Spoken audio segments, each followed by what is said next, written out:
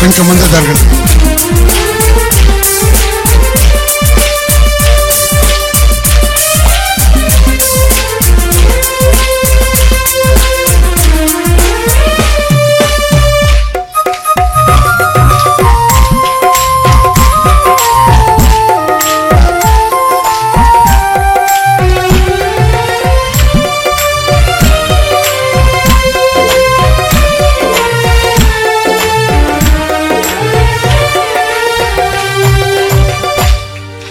మరణము లేచిన జయ యేసు, మహిమను ఇచ్చిన జయ యేసు.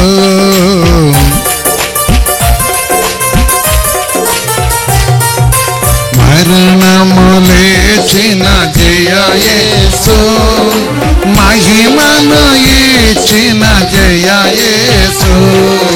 జయ జయ జయ యేసు, ఆమేన్ ఆమేన్.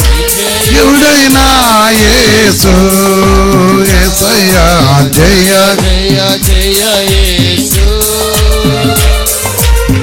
జయుడైన యేసు.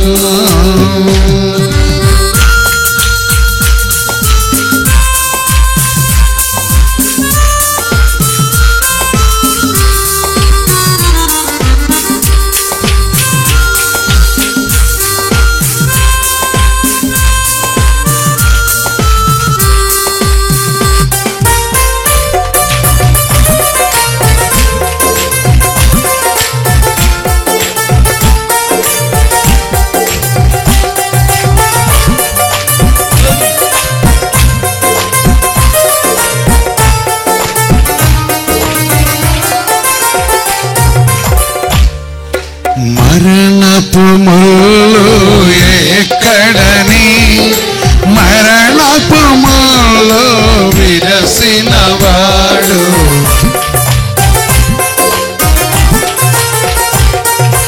మరణపు ముళ్ళు ఎక్కడని, మరణపు ముళ్ళు విరసిన వాడు.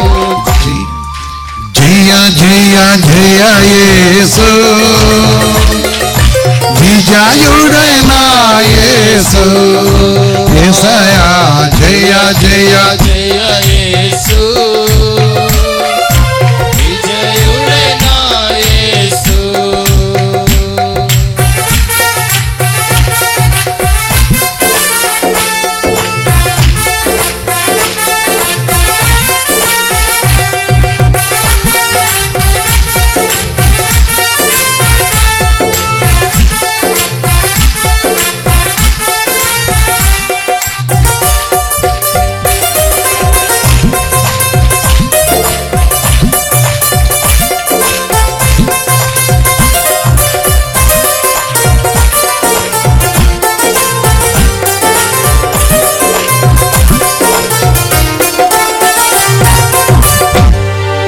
విశ్వాస జీవితం జయమేగా, అపజయమే మీరు లేదుగా.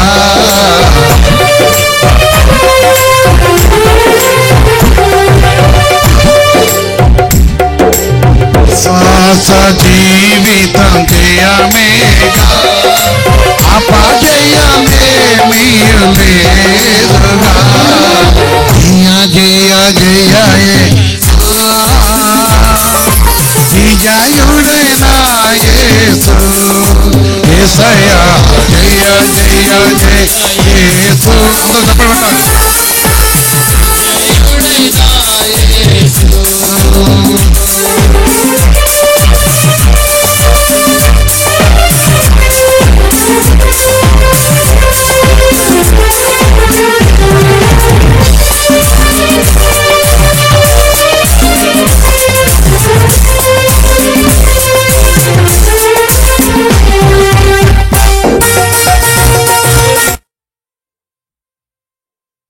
ప్రియమైన సహోదరి సహోదర, దేవుడు తన మహాకృపను బట్టి మన ప్రేమించి ఆయన పరిశుద్ధతను మన జ్ఞాపకం చేసుకొని ఈ కుటుంబ ప్రాంతంలో ప్రవేశించే ఈ మహా కృపణ దేవుడు నీకు నాకు మనకు అనుగ్రహించిన వాడే. దేవుని యొక్క కృపను బట్టి మనకి ఇటు మహాకృప దొరికింది. పరిశుద్ధ తండ్రి, సర్వోన్నతమైన దేవ, మీ పరిశుద్ధ పాదములకు వందనాలు చెల్లిస్తున్నా. మీరు పరిశుద్ధులు పరిశుద్ధులు పరిశుద్ధులు కదా. మీ మహాకృపను బట్టి ప్రభు మీరు మమ్మల్ని ప్రేమించి ఈ దినమంతా మమ్మల్ని కాపాడి ఈ రేయి మొదటి జాములో నేను కలుసుకుంటూ మీరు మాకు అనుగ్రహించిన కృపను వందనాలు చేస్తూ మీరు మాతో ఉండి మీరే మహిమ పొందమని యేసుక్రీస్తుని మనం ప్రార్థించి వస్తున్నాం తండ్రి. ఆమేన్.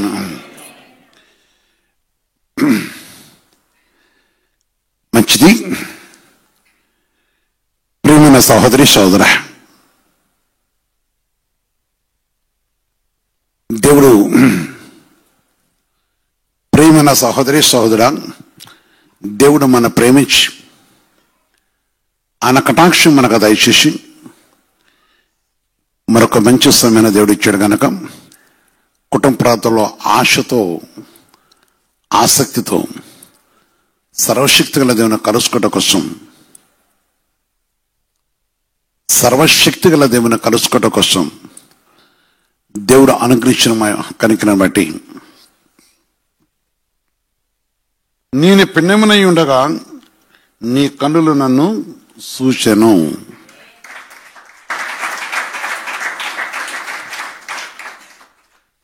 నేను పిన్నెమనై ఉండగా నీ కన్నులు నన్ను చూచెను. అంశం, ఎవరు చూశారు, ఎందుకు చూసినారు? దేవుడి సర్వీస్ని మాటను బట్టి చూస్తున్నప్పుడు కీర్తన గ్రంథము 119, కీర్తన 139, 16 వర్షాలు చూసినప్పుడు దేవుని వాక్యం చదువుతుంది. కీర్తనలో 139, 16 వర్షాలు చూసినప్పుడు నేను పిన్నెమనై ఉండగా నీ కన్నులను చూశాను, నింపబడిన దినములలో ఒకటైనను కాకమునిపే. నింపబడిన దినములలో ఒకటైనను కాకమునిపే నా దినములనియు నీ గ్రంథములో లిఖితమై ఉన్నవి. ఎవరి గ్రంథంలో ఉన్నవి? దేవుని యొక్క గ్రంథములో లిఖితమై ఉన్నవి. అందుకనే భక్తుడు ఈ విధంగా అంటున్నాడు, మన దినములని ఆయనకు తెలుసు, మన సమయం ఆయనకు తెలుసు, మన దినములని ఆయన చూస్తున్నాడు. ఆయన కృపను బట్టి ఆయన మన కరుణించి, ఆయన కృపతో మన కరుణించి, ఆయన కటాక్షము దయనం ఇచ్చి మన ప్రేమించి నింపబడిన దినముల్లో ఒకటైనను కాకమునిపై నా దినములన్నీ నీ గ్రంథములో లిఖితమై ఉన్నవి. లిఖితమాయను. అందుకని దేవుడు మన చూసేవాడు, చూస్తున్నవాడు. దేవుడు తన కృపను బట్టి మన వెరిగినవాడు. ఒక మనిషి తన దినములు లెక్కించుటకును తన దినముల నుంచి చెప్పుకోటకును ఒక మనిషి నా దినములు ఇంతవరకని ఎవరు చెప్పలేరు. కానీ దేవుడు మన దినములు ఎప్పటి వరకు ఉన్న సంగతి ఆయన తెలుసు. మనము దేవుని యొక్క సన్నిధిలో గర్భములో ఉన్నప్పుడే ఆయన సమస్తం కూడా తెలిసినవాడు. అందుకొరకే భక్తుడు ఈ మాట అంటున్నాడు, దేవుడు భూమి మీద మనుషులను చూసినప్పుడు ఆయన కన్నులు వారి వైపు ఉంచినప్పుడు కొన్ని జీవితాలు మనం చూస్తున్నాం. ఆనాడు దేవుడు జలపైమతో లోకమంతా నాశనం చేయట కారణం ఏంటంటే, ద్వితీయోపదేశకాండము 6వ అధ్యాయంలో చూస్తే 5:6 చూస్తున్నప్పుడు దేవుని వాక్యం చదువుతుంది. ద్వితీయోపదేశకాండము ఆది కాండము 6వ అధ్యాయము 5:6 నరులు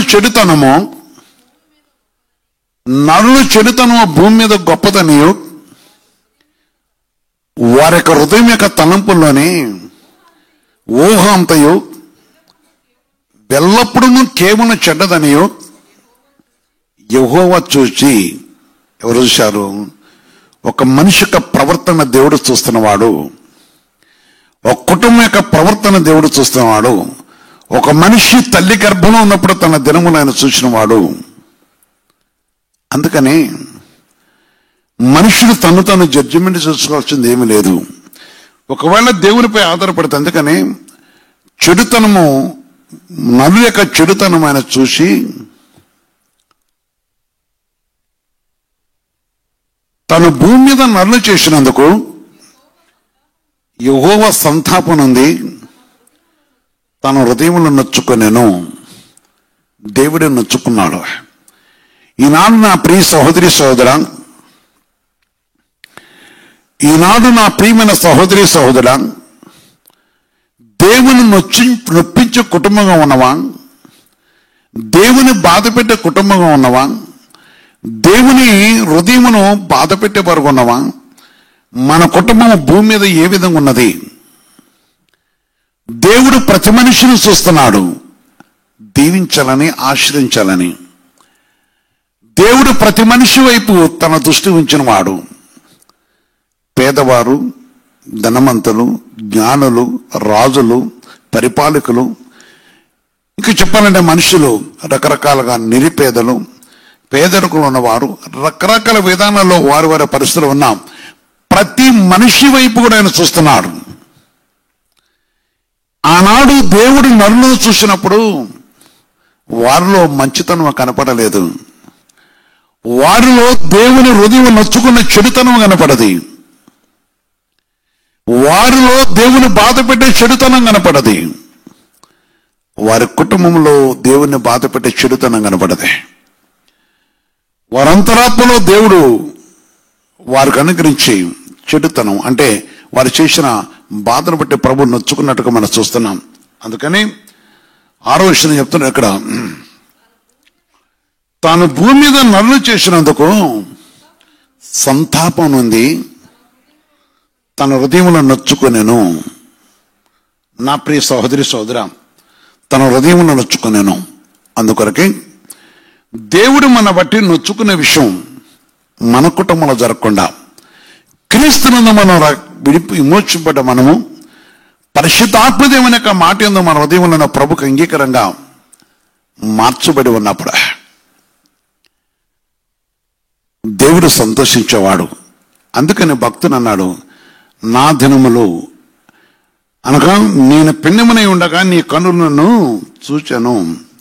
ఆయన చూస్తున్న విషయం మనం గ్రహించినప్పుడు, తన పరిశుద్ధం అంటే మన విషయాన్ని ఎప్పుడైతే గ్రహించగలుగుతుంటామో, ఏ మనుషుడు కూడా మార్గం తప్పిపోడు. మనుషుడు మార్గం తప్పకుండా ఉండటం కోసమే, మనుషుడు దేవుని మాటను వెతుకుట కోసమే దేవుని యొక్క సన్నిధిలో హృదయం ప్రభుకు అంగీకారంగా మార్చుకొని దేవునికి అంగీకారం ఉండాలని దేవుడు కోరుకున్నాడు. ప్రేమైన సహోదరి సోదర, ప్రేమైన యవనస్తులారా, ప్రభునందు చాలా స్వేచ్ఛగా జీవించేవాళ్ళారా, ధనము, ఐశ్వర్యము, ఘనత, గొప్పతనము, ఇంకా చెప్పాలంటే జ్ఞానము, అనేకుల మధ్య మెప్పించుకొని, అనేకుల దగ్గర నువ్వు మెప్పించుకొని, నీ మోసాన్ని ఆధారం చేసుకొని, భర్తను మెప్పించి, పిల్లల్ని మెప్పించి, భార్యను మెప్పించి, ఇంకా ఆ విషయాల సమాజాన్ని మెప్పించి, మోసకరంతో ఉన్న నిన్ను లేక మోసకరంతో జీవించే ప్రతి వారిని కూడా సర్వోన్నతముడు కన్ను దృష్టి చూస్తా ఉన్నది. ఆయన చూస్తున్న కనుక నీ విషయాన్ని గ్రహించి, నిన్ను చూసి ఆయన హృదయం నొచ్చుకోవాలా, నీ మంచితనం చూసి ఆయన హృదయం ఆనందించాలా. అందుకనడం దేవుని యొక్క పరిశుద్ధమైన యొక్క మాటను బట్టి ఇక్కడ మనం చూస్తున్న మాటను బట్టి చూస్తే, చెడుతనము సూచ్యమైన హృదయమును నొచ్చుకొనెను. కీర్తన గ్రంథంలో మనం చూస్తున్నప్పుడు 37:23 చూస్తే ప్రభు వాక్యం చరుస్తుంది. 37:23 చూస్తున్నప్పుడు దేవుని వాక్యం, 30:23 చూస్తున్నప్పుడు దేవుని వాక్యం చరుస్తుంది. ఒకరి నడతను యెహోవా చేతనే స్థిరపరచబడను, వాని ప్రవర్తన చూసి ఆయన ఆనందించను. ఆమేన్. అక్కడ చెప్తుండ సంతాపపడను అనగా నొచ్చుకునేను. ఈరోజు మన ప్రవర్తన కీర్తన గ్రంథము 37:23 వచనం. ఎందుకంటానంటే మీరు ఇంకా వెతుకుతున్నారు కనుక. ప్రియ సహోదరి సహోదర, ఈ లైవ్ ప్రోగ్రామ్స్ చాలా మంది బయటకు వెళుతుంటది. దీన్ని చూస్తున్నప్పుడు చాలా మంది ఏమనుకుంటారంటే, అరే ఎందుకు మరి ఈ విధంగా మాట్లాడుతున్నాను కూడా అనుకున్న వారు ఉన్నారు. కానీ సంఘం కోసం మాట్లాడుతున్నాం. దేవుని సన్నిధులను వేరు. ఈ సంబంధం సకల జనుల ఆదరణ గొలుకొత్త సియోను నివాసకొండ వర్లారా, సియోను నివాసకొండ క్రైస్ట్ రాష్ట్ర హెడ్ క్వార్టర్లో కూడుకున్న వాళ్ళ, అదేవిధంగా ప్రభు వాక్యం కోసం కనిపెట్టుకుని ఎదురు చూస్తున్న వాళ్ళారా, నాతో కొందరు చెప్తుంటారు, ఒక్క ఫోను ద్వారా మేము ఎంతమంది చూస్తున్నామో చాలా విషయాలు మాట్లాడుతుంటారు. ఒక్కొక్కళ్ళు ఒక్కొక్క దానికి ఎన్నో వేల మంది కలుస్తుంటారు అంటారు. సరే, ఏదేమైనా సరే ఎంతమంది చూస్తున్న విషయం నాకు కాదు కావాల్సింది, మనము దేవుని ఎందు శుద్ధిపరచబడాలి, నేర్చుకోవాలి. మనం ఎవరో చూసి మనకి ఏదో తీసుకొచ్చి ఇచ్చేది కాదు కావాల్సింది. పరిశుద్ధ దేవుని సన్నిధిలో ఆయన పరిశుద్ధమైన మాటను మనం నేర్చుకోవాలి. దేవుడు వెరకుండా బ్రతికిన జీవితాలు మని దేవుని కలుసుకున్న కృపను దేవుడు మనకి ఇచ్చాడు కనుక ఈ మాట చదివిస్తున్నాడు. అందుకనే ఒకని ప్రవర్తన, ఒక నడత యెహోవా చేతనే స్థిరపరచబడను. చూసి ఆయన ఆనందించును. ఈరోజు మన ప్రవర్తన, మన కుటుంబ ప్రవర్తన చూసి దేవుడు ఆనందించాలా, హృదయంలో నొచ్చుకోవాలా? ఎవరు ఆనందించాలి? దేవుడు ఆనందించాలి. ఆయన ఆనందించుడు అంటే మనం తప్పకుండా మన ప్రవర్తన మార్చుకోవాలి, మన కుటుంబ విషయంలో మార్చుకోవాలి, పరిశుద్ధాత్మ దేవునిస్తున్న విషయాన్ని మనం జ్ఞాపం చేసుకోవాలి. నిన్ను చూస్తున్న దేవుడు చెప్తున్న మాట, నా సహోదరి, పరిశుద్ధాత్మ దేవుని యొక్క వాక్కును బట్టి అనే విషయాన్ని జ్ఞాపేసుకొని, ఈరోజు సర్వోన్నతమైన దేవుడు ఈ మాట మనతో ఎందుకు మాట్లాడుతున్నాడు? మధ్యాహ్నం మాట్లాడేది, ఉదయకాలం మాట్లాడేది వేరు, మధ్యాహ్నం మాట్లాడేది వేరు. మరి ప్రత్యేకించి సంబంధం చూస్తున్నాడు అనే విషయాన్ని భక్తుడు జ్ఞాపకం చేసుకుంటున్నాడు. నన్ను చూస్తున్న, నేను తల్లి గర్భంలో ఉండగానే నన్ను ఆయన చూస్తున్నవాడని భక్తుడు చదివిస్తున్న ఒక మాట బట్టి ఆయన కన్నులు నన్ను సూచన అంటున్నాడు. పిండమని ఉండగా రూపింపబడకమనివే ఆయనను నేనెవరినో ఆయన తెలుసు, నా దినములు లిఖితమై ఉన్నాయి అన్నాడు.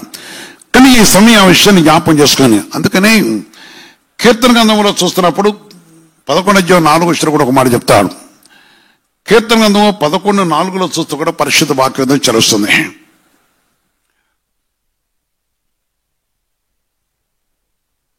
యెహోవా తన పరిశుద్ధ ఆలయంలో ఉన్నాడు, యెహోవా సింహాసనము, యెహోవా తన పరిశుద్ధ ఆలయంలో ఉన్నాడు. ఎక్కడున్నాడు ఆయన? పరిశుద్ధ ఆలయంలో ఉన్నాడు. కనుక యెహోవా ఉన్నాడు, యెహోవా సింహాసనము ఆకాశమందున్నది. ఆయన నరులను ఏం చూస్తున్నాడు? ఆయన నరులను కన్నులారా చూచుచున్నాడు. ఈ సమయం మనం ఆయన సన్నిధిలో ఉన్నాం కదా. నీ కుటుంబంలో కూర్చున్నవారు అనగా నీ గృహంలో కూర్చున్నవారు, లేక మీరు ప్రభునందు వెంటనే దేవుని వాక్యం అని కొందరు భయపడుతూ వణుకుతూ, అయ్యో పరిశుద్ధ వాక్యంలో దేవుడు మనం బతికిచ్చాడు, సంఘంలో దేవుడు మనకు జీవాన్ని పోచాడని పరిగెత్తుకుని వచ్చేవారు ఉన్నారు. ఈ సమయంలో కనబడ్డారా? పరిగెత్తుకొచ్చిన నీవు, వింటున్న నీవు కొందరికి కృతజ్ఞత ఉండదు. ఆయనకున్నది ఒకటే, కృతజ్ఞతను బ్రతుకు. దేవుడు ఎన్నిసార్లు బ్రతికిచ్చినా కొందరు జీవితాలకు మార్పు దొరకదు. ఆయన సూత్తున్న విషయం కూడా మనిషి కొందరు ఏమనుకుంటారు, గ్రేట్ అనుకుంటారు. కానీ వాని గుంట వాని తోకున్న సంగతి వాని తెలియదు. ముఖ్యంగా ఆ విషయం పక్కన పెట్టి దేవుడు నొచ్చుకుంటున్నాడు, బాధపడుతున్నాడు. దేవుడు మనం చూసి బాధపడుతున్న విషయం చాలా మంది కూడా గ్రహింపుక ప్రభు యొక్క గాయమును రేపుతుంటారు. ఆయన నరులను కన్నులారా చూచుచున్నాడు, తన కనుదృష్టి చేత ఆయన వారిని పరిశీలిస్తున్నాడు. యెహోవా నీతిమంతులను పరిశీలించను,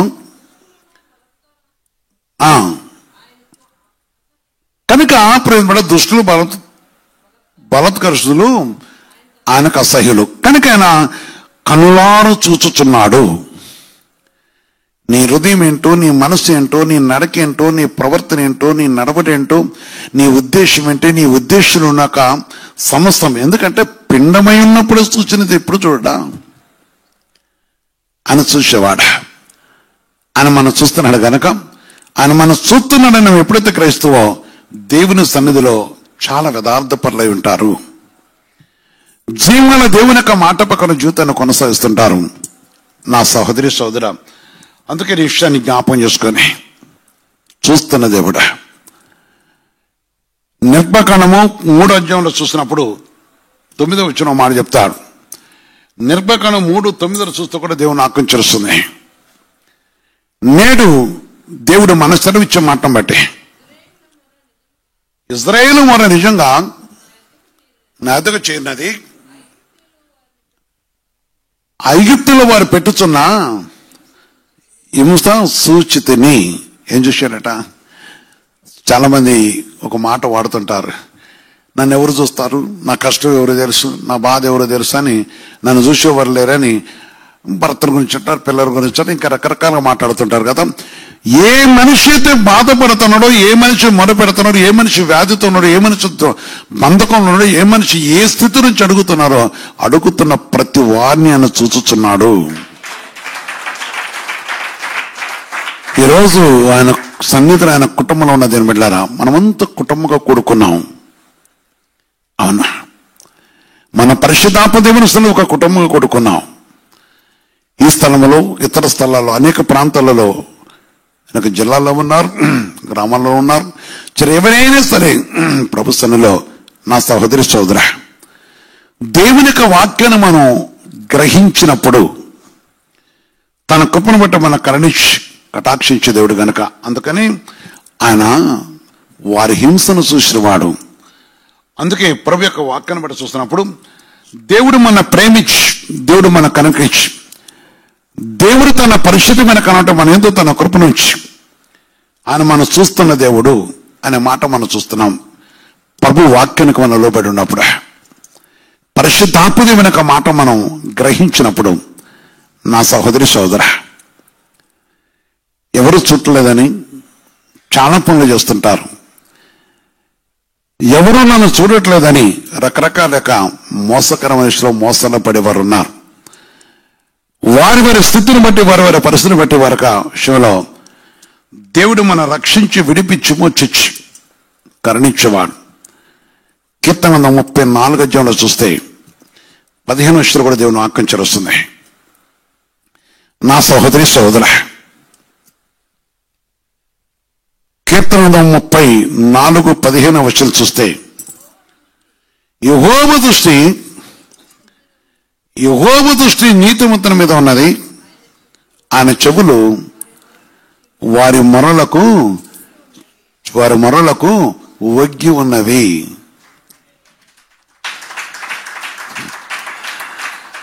యెహోవా దృష్టి నీతిమంతుల మీద ఉన్నవి. అందుకనే మనం అద్దం దగ్గర నుంచున్నప్పుడు, ముఖాన్ని చూసుకున్నప్పుడు ఏదైనా చిన్న డాగు ఉంటే దాన్ని వెంటనే తుడిచివేసే ప్రయత్నం చేస్తారు. అట్ట చూస్తారా? తుడిచివేసుకునే ప్రయత్నం చేస్తారు. వాక్యమైన అద్దం దగ్గర వచ్చిన తర్వాత ఎప్పుడైతే శుద్ధిపరుచుకుంటావో, పరిశుద్ధాత్మ దేవుని హృదయాన్ని కడుక్కుంటావో, ఎప్పుడైతే పరిశుద్ధాత్మ దేవుని మాట లక్ష్యం ఉంచుతావో, అప్పుడు వెంటనే నీతిమంతులకు ఉన్న నిన్ను ఆయన నీ తట్టు చూస్తున్నవాడు. యెహోవా దృష్టి నీతిమంతుల మీద ఉన్నది, ఆయన చెవులు వారి మొర్రలకు ఒగ్గి ఉన్నవి. యేసుక్రీస్తు పరిశుద్ధ మహిమ కలుగాక. నువ్వు మొర పెడితే నేనేవాడు, పరిశుద్ధాత్మదేవుడు నీ కోసం కనిపెట్టుకుని చూస్తున్నవాడు. ఈ కుటుంబ ప్రార్థనలో నా ప్రియమైన సహోదరి సహోదర, ఈ కుటుంబ ప్రార్థనలో సర్వోన్నతమైన దేవుడు మనిందు తను చూపుతున్న ప్రేమ గొప్పది. ఈ కుటుంబ ప్రార్థనలో దేవుడు మనల్ని కన్నులారా చూచుతున్నాడు. ఎడ చూస్తున్నాడు? ఆయన కన్నులారా చూచుతున్నాడని దేవుని వాక్యం చరుస్తుంది. ఆయన కృపను బట్టి మన కరుణించి కటాక్షించి. అదే నేడు మనకి సెలవిస్తున్న మాట బట్టి పేతురు కూడా అదే మాట చెప్తున్నాడు చాలా చక్కగా.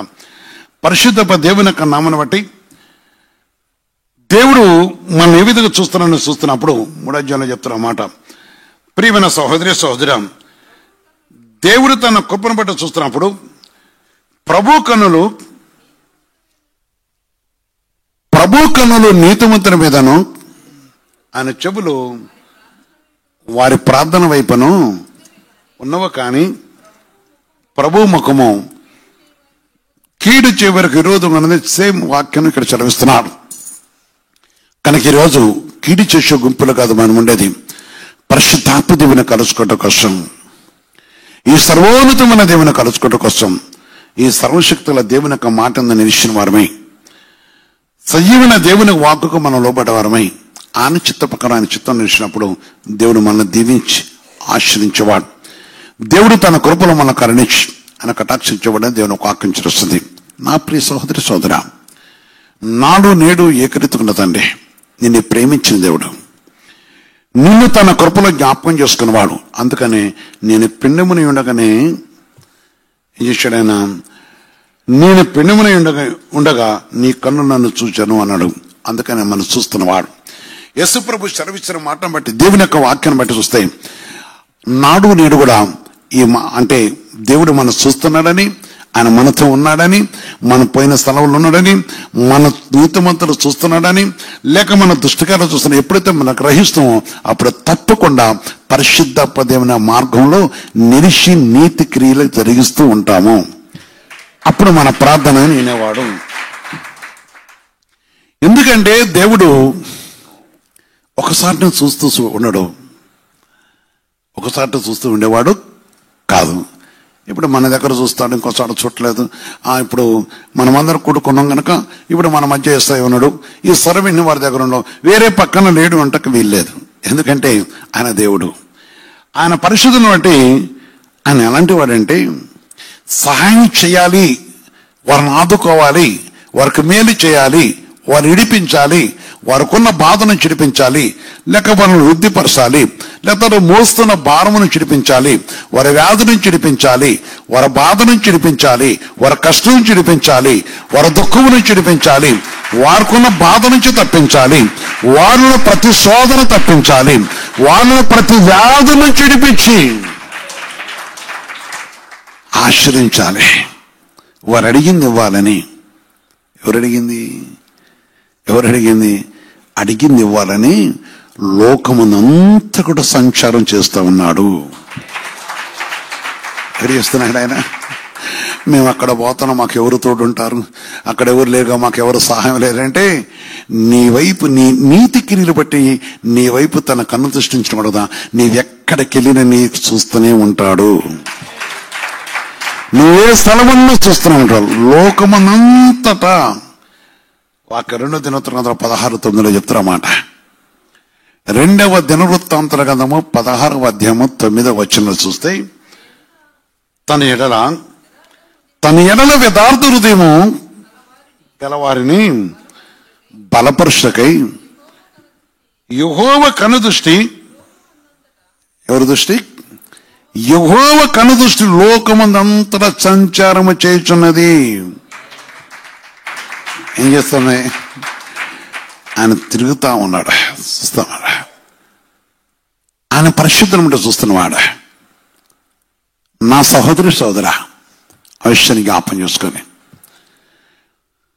దేవుడు బహువేగంగా మన వేళ కటాక్షించి దేవుని యొక్క ఉద్దేశం మన విషయంలో ఏముందో నువ్వు గ్రహించినప్పుడు ఏ బాధతో ఉన్నావు, ఏ కోరిక కలిగి ఉన్నావు, నీ పిల్లల విషయంలో ఏం కోరిక కలిగి ఉన్నావు, నీ భవిష్యత్తు విషయంలో ఏం కోరిక కలిగి ఉన్నావు, లేక నువ్వు ఏ కోరికతో ఎదురు చూస్తున్నావు, నీ కోరిక తీర్చడం కోసం. కొందరు రకరకాల విషయాలు నన్ను చెప్తుంటారు. మాకేముద్దు లేక చిన్న ఇల్లు ఉంటే చాలంటారు. కొందరంటే ఏమన్నా లేకపోయినా మాకు సంతానం ఉంటే చాలంటారు. కొందరంటారు కదా రకరకాల మేము ఒకళ్ళ బానిసలు కాకుండా ఉంటే చాలే అంటారు. ఈ విధంగా చూస్తుంటే చాలా విషయాలు నా పిల్లలు ఈ విధంగా చదువుకుంటే చాలంటారు. ఎన్నో విషయాలు చూస్తున్నాం. దీని బిడ్డారా, దేవుని యొక్క సన్నిధిలో నాడు నేడు ఏకరీతున్నదండి. దేవుని ఆకంచరిస్తుంది. లోకమందంతరాన సంచారము చేయుచున్నాడు. అందుకని 8:32-19 చెప్తున్నాడు. 8:32-19 చూస్తే కూడా దేవుని వాక్యం చేస్తుంది. నా ప్రియమైన సహోదరి సోదర, ఆలోచన విషయంలో నీవే గొప్పవాడవు. ఆలోచన విషయంలో నీవే గొప్పవాడవు. క్రియలు జరిగించే విషయంలో ఏమైనాడైనా శక్తి సంపన్నుడు. ఎవరైనా యేసయ్యా క్రియలు జరిగించే విషయంలో శక్తి సంపన్నుడు. నీ విషయంలో కార్యం చేయటకు వెనకాడే దేవుడు కాడు. నీ విషయంలో మేలు చేయటకు వెనకాడే దేవుడు కాదు. అందుకనే కావచ్చు కొన్నిసార్లు జీవితం స్థితికిపోయి ఇక మేలు జరగదు, ఇక నా జీవితంలో కాదు అనుకున్న దేవుడు లేవనెత్తడం. నేను కొందరు ఆశ్చర్యపోతుంటాను, వీళ్ళ జీవితం ఇంతే అనుకుంటాం. కానీ దేవుడు శక్తి సంపన్నుడు గనక వారు లేవనెత్తి, వారు స్థిరపరిచి, వారు కరుణించి, వారు చేసి మేలు చూస్తున్నప్పుడు చాలా ఆశ్చర్యంగా ఉంటాయి. వారు చేస్తున్న మేలు చూస్తున్నప్పుడు మన సహోదరు సాక్షి వస్తుంది. మేము బ్రతుకుంటామని ఎవరు అనుకోలేదు. మేము బ్రతికాము, దేవుడు కనికరించాడు, మా కుమారుడు ఇచ్చాడు. లేక ఇంకా ఆయా విషయాలు చూస్తున్నప్పుడు దేవుడు మాకు చేసిన కార్యములు. ఇప్పుడు 3 ఇళ్ళు కట్టుకున్నారు. అంటే కొంతమంది జీవితాలు చూస్తుంటాను, చాలా మంది జీవితాలు చూశాను. సహోదరి సోదర, ఆయన శక్తి మందుర, ఆయన బలమైనది. ఒక ఆయన తీసుకొచ్చి అక్కడ వండుకోబెట్టారు. ఒకసారి అలా చనిపోతారు తీసుకోండి అన్నాను. చెప్పి ప్రార్థన చేశాను. ఒక క్యాన్సర్ బ్రతికిచ్చింది, మంచిది. ప్రేమ పట్ల విషయం సాక్ష్యం కదా. కానీ తర్వాత ఒకరోజు బతికాడు మంచిగా. ఇప్పుడు ఒకరోజు నేను ఓ స్థలంలో కారు ఆపి ఉంచున్నాను. ఆయన ఒక బస్తా, అదేదో బరువైన బస్తా తీసుకుని వెళ్ళి, మరి ఒడ్ల బస్తా బియ్య బస్తా నా తెరకు తీసిపోయి అక్కడ వేసినాక పరిగెత్తుకుని వచ్చిండు. వచ్చి అయ్యా వందనాలయ్య అని కాళ్ళు పట్టుకుని వందనాలు లేచి ఎవరో చూశాను. నేను చూసిన తర్వాత పలాని కుక్కరినైంది. అయ్యా నేనేనయ్యా, నేవే ఏం పని చేస్తున్నావంటే అప్పుడు చెప్తున్నాడు ఆయన, నేను అమాలి పని చేస్తున్నప్పుడే నా కాలు చేతులు పడిపోయి ఇప్పుడు చచ్చిపోతాడన్నారు. తిరిగి దేవుడిని బ్రతికించు మళ్ళీ అదే పని చేస్తున్నానయ్యా అన్నాడు. యేసుక్రీస్తునికి మహిమ కలుగాక. ఎంత గొప్ప దేవుడు! క్రియలు జరిగించే విషయంలో నీవే గొప్పవాడవే. ఆయన గొప్పవాడు, ఆయన కార్యం చేసేవాడు, ఆయన కటాక్షించేవాడు. అందుకని నేను వెళ్ళారా, దేవుని యందు మనం భయం కలిగి ఉండాలి. ఫస్ట్ దినమున్న దేవుడు చెప్తున్న మాట బట్టి భక్తుడిచ్చిన సాక్ష్యం, భక్తుడిస్తే తన హృదయంలో ఉన్న విషయాన్ని చెప్తున్నాడు. నేను పెండమునై ఉండగా ఏమైండగా నన్ను నువ్వు చూచితివి కనుక మనం చూస్తున్నాడు. నీవెవరో తెలుసు, నీ స్థితి ఏంటో తెలుసు. మన పెరిగిన దేవుడు కనుక పరిశుద్ధ దేవుడు విషయాన్ని జ్ఞాపం చేసుకొని సర్వోన్నతమైన మన కరిష్ణ కోసం వాక్యాన్ని మనం ఎప్పుడైతే లోపడుతున్నామో ఆయన మన దీవించి కనికరించి, ఆయన కృపతో నిన్ను దీవించేవాడు, నిన్ను స్వస్థపరిచేవాడు, విడిపించేవాడు, నిన్ను కనికరించి కటాక్షించేవాడు. అటు కృప దేవుడి సహాయం చేయనుగాక. మొక్కరించి ప్రార్థన చేద్దాం.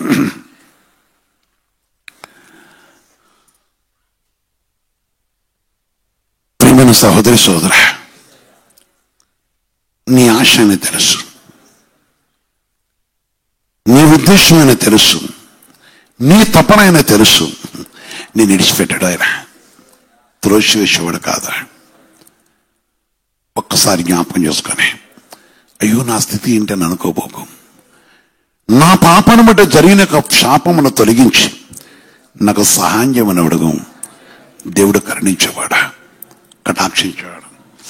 పరిశుద్ధ తండ్రి, సర్వోన్నతమైన దేవ, మీ పరిశుద్ధ పాదములకు వందనాలు చెల్లిస్తున్నాం. మీరు పరిశుద్ధులు పరిశుద్ధులు పరిశుద్ధులు కదయ్యా.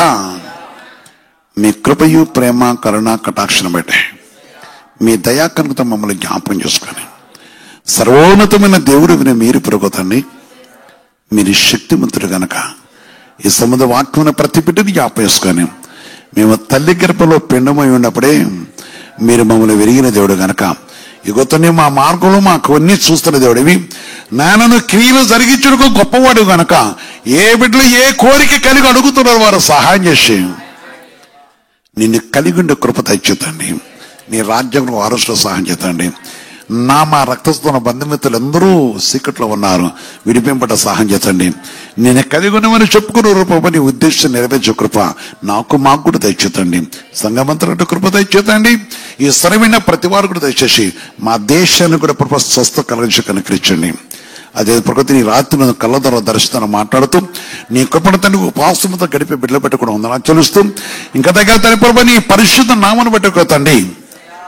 మీరే నిలిచిండి రాత్రి వేళ మాకు దర్శన కలదలు మాట్లాడి మీ దినదీములు దయచానక ఈ రాత్రి నందు మాకు దీవించి అయ్యా తగు సమయంలో నేను వెతికే కృప దయచేస్తాం. ఆశ్రయించి దీవించమని వారు అక్కడ తెరచమని యేసుక్రీస్తు నామమున ప్రార్థించి వస్తున్నాం తండ్రి. ఆమేన్.